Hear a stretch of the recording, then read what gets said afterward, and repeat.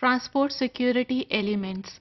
Transport security, which is one of the component of biosecurity, ये दो elements पर मुश्तमिल है. One is internal transport and the second one is external transport. Internal transport is the transport or movement of biological materials within the country, while external transport is the movement of biological materials to another country. So these are the two important elements of transport security. Now let's just discuss them one by one. First one is the internal transport, which is the movement of biological materials from or to restricted area, but it remains within the facility.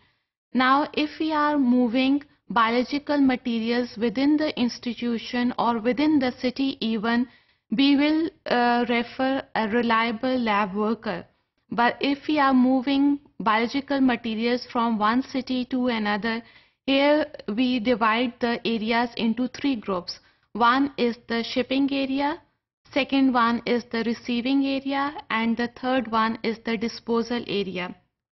If you want to talk about the shipping area, then this is the area where you are disposing of your transport biological materials for the transport. Here you will use your ID card, special documents regarding the composition of the agent or of the pathogen. Then receiving area, here the receiver name should be mentioned. He or she will bring his ID card and he has to show the code answer of the code question. Then disposal area, that is the incinerator used for the pathogens or for their toxins. Then comes the external transport. External transport is the transport of biological materials from one facility to another. So this involves commercial carriers. Here more than 30 commercial carriers are available, and the most commonly used are IATA and World Health Organization. इसमें आप अपने samples को frozen form में एक जगह से दूसरी जगह मुंतकिल करेंगे. मटीरियल्स फ्रीज रहें कुछ डेज तक के लिए, इसके लिए हमें गैस का इस्तेमाल करना पड़ेगा.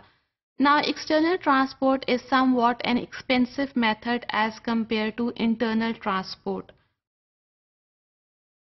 Then for external transport purpose, we divide the materials into two groups. First one is category A and the second one is category B. So infectious materials that are pathogens or their toxins in the form of cultures, isolated DNA, isolated RNA, or in the form of isolated nucleic acid, it is included in category B. Now such infectious materials require triple packaging system ताकि ऐसे materials और ऐसे frozen materials samples कहीं से भी leak ना हो. This triple packaging system, as the name indicates, consists of three layers: primary, secondary and tertiary layers. Primary layer consists of specimen that protects the specimen from any sort of leakage. The second layer protects the primary layer.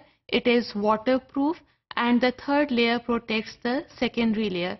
इसके ज़रिए triple packaging system के ज़रिए आपका sample frozen sample एक जगह से दूसरी जगह बाहिफाजत मुंतकिल हो सकता है.